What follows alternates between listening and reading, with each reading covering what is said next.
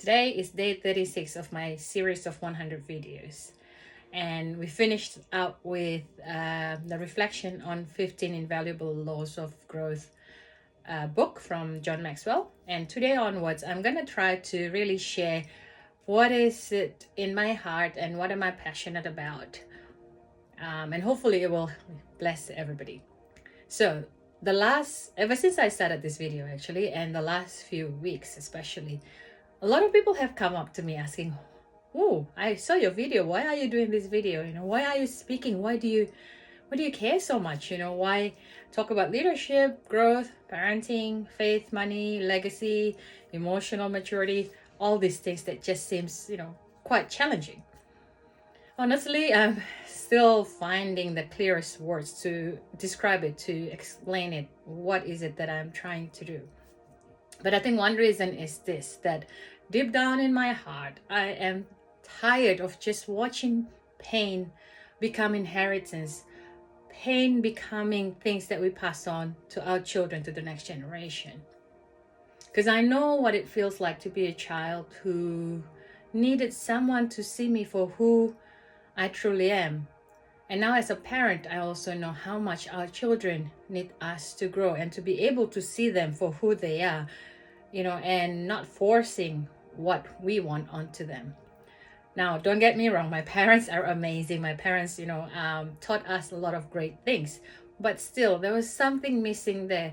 And I'm not blaming, the generations that come before us, but now that it comes to us, we have the choice as adults, as this generation, we have a choice to make it better for the next generation.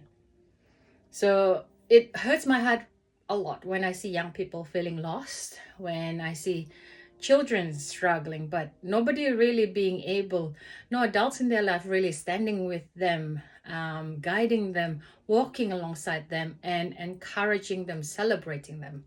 When I see teenagers labeled and punished, especially in the school environment, but not really getting guidance for them to be the best version of themselves, to tap into the strength in them. When I see adults, especially parents, who actually want to be better, but they feel stuck in their past, in survival mode, in old beliefs, in shame, stuck in the end, just accepting that this is just how life is. What more is there? Just raise the children well, and that's it. Now, I don't believe people are hopeless. I don't believe that children are the problem as well.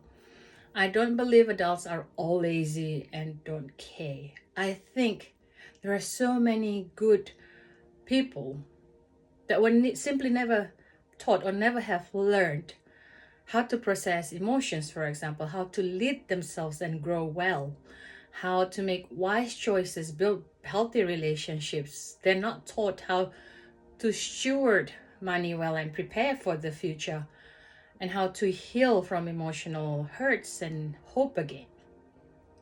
Now, when adults don't grow, what happens is children often carry the cost of that. Not because the adults don't love them. More often it's because the adults are still living from pain that they had never had support to deal with. Or in some culture, trying to get help and support is considered as taboo. And that is why I care about growth. Not because growth sounds inspiring or looks nice on Instagram to talk about, but because growth changes what we pass on. And my husband and I, over the last few years, have seen it in our family, in our lives. When we grow, it makes a huge difference to our children, the next generation. When a parent grows in emotional awareness, learn that language on emotional, regulation and processing, that a child will feel safer. When a leader in an organization grows in self-awareness, their whole team will be able to breathe easier and bring out the best in each one of them. Productivity will go up for sure. And when a family grows in wisdom, the next generation will inherit more than confusion and conflict. When adults grow in stewardship financially, children will learn that money is not something to fear or to worship, but something to manage with wisdom and generosity to make a difference in the world to others. So if I had to put my message in one sentence, let me try, maybe it's this, that growth is never just personal. It does not just affect us. It is generational. I don't need to be the loudest voice or the most famous voice or the one that goes viral. I just want to be obedient, be a faithful voice for the people that God has called me to reach.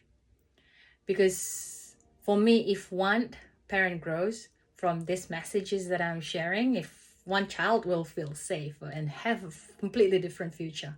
If one leader grows from hearing my message, one whole team can breathe easier and be the best and bring out all their potentials.